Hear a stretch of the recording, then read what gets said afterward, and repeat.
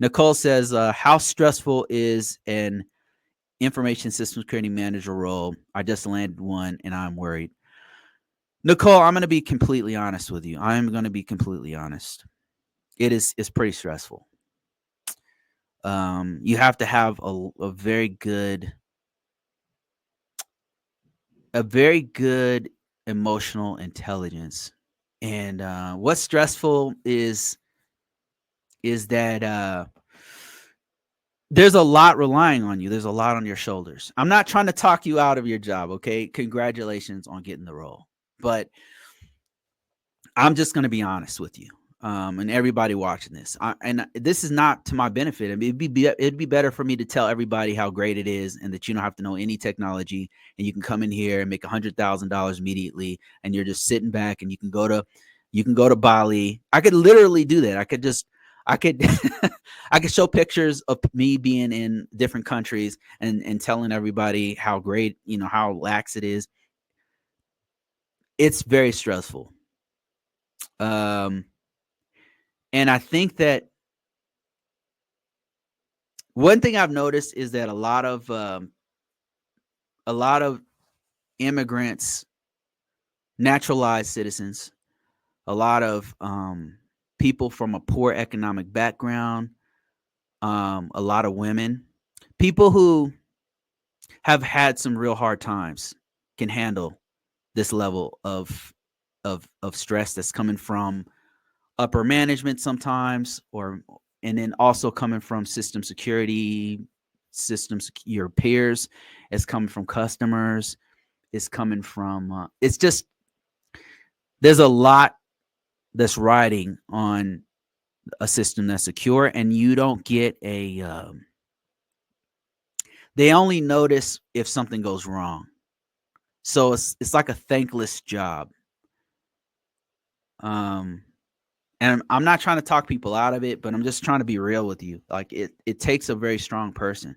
It's a person who is not flimsy. That's why a lot of IT, I don't know if you noticed, but a lot of of the super technical dudes tend to be on the spectrum, and they can't handle people. And it's better to lock them in the closet and let them fix things and not be seen by the public because they're not good at talking to people. But you and I, like, who are in these roles doing cybersecurity, we have to talk to the customer. We have to talk to managers. We got to talk to the engineers, the guys in the closet locked away. We got to talk to all of them. And different ones have different, and you're dealing with different, they're speaking different languages. Your technical guys are speaking technobabble. Your managers are just worried about operations, and you got to talk to C-level execs and directors from time to time. And those guys, you can't bullshit them because they're smart, and they know more than you knew. They have more quality data than you do on about just about everything, as they should, right?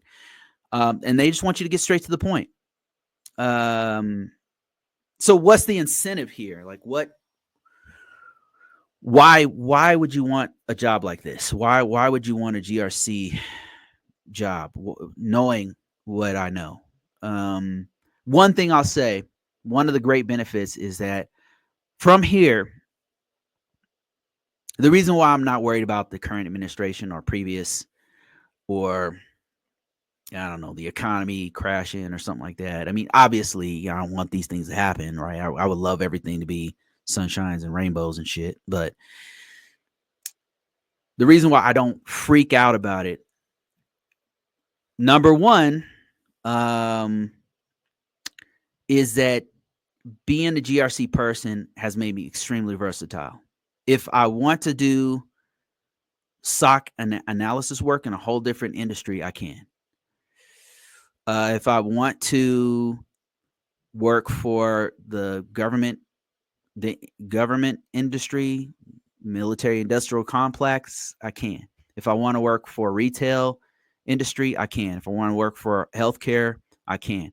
Because you can go very technical, you can go very like managerial type stuff and go C-level, director, C-level. I can go that route if I wanted to.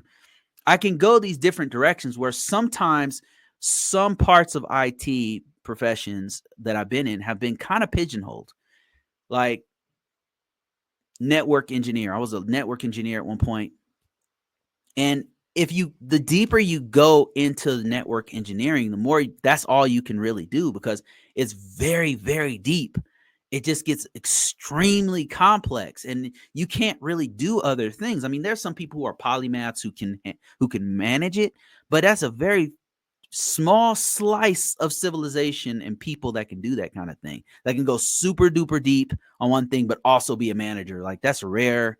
That's pretty rare to handle that level of complexity and pressure at the same time. Is pretty rare. And you don't want to do it. I mean, even if you can, like who the hell wants to deal with that? But being a GRC person gives you